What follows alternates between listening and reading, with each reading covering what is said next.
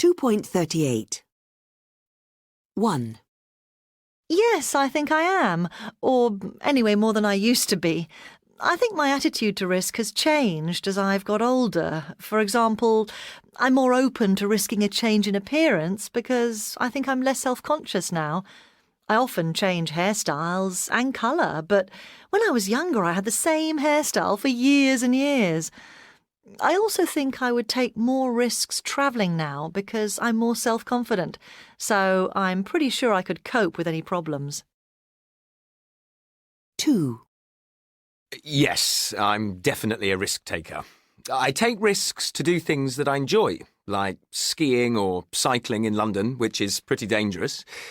In fact, I think the element of risk probably makes them even more enjoyable.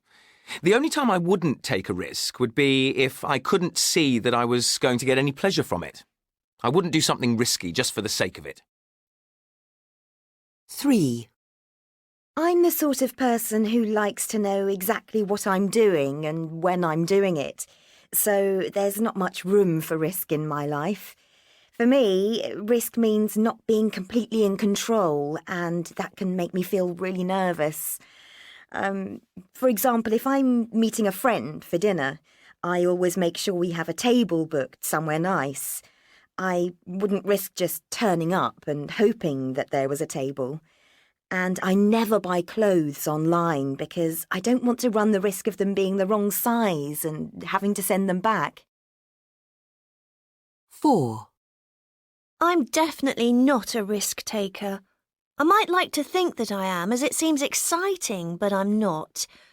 I live in a suburb of London, and I'd never walk home on my own in the evening when it's dark, as that just seems like an unnecessary risk to take, and I'd never get into a taxi on my own at night.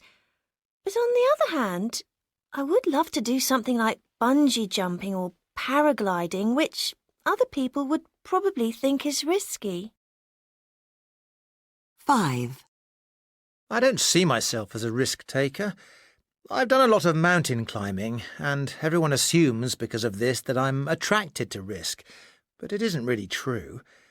In fact, when you're climbing high mountains, you're always trying to minimise the risk. The biggest risk I've ever taken in my life was a professional one. After 20 years in the same job, I left and set up my own company, and that's given me a lot more sleepless nights than climbing in the Andes or the Himalayas. 6. I'm happy to take risks. I love driving fast. In fact, I bought myself a sports car when I had some money, and I got quite a few speeding tickets, though probably not as many as I deserved. I also take risks with money, like lending to people who probably won't pay me back, or spending all I have on something a bit unnecessary. Last year, I went on a balloon ride, and I was amazed that so many people said, "Ooh, I wouldn't do that." I loved it, and I'd happily do it again. It was fantastic.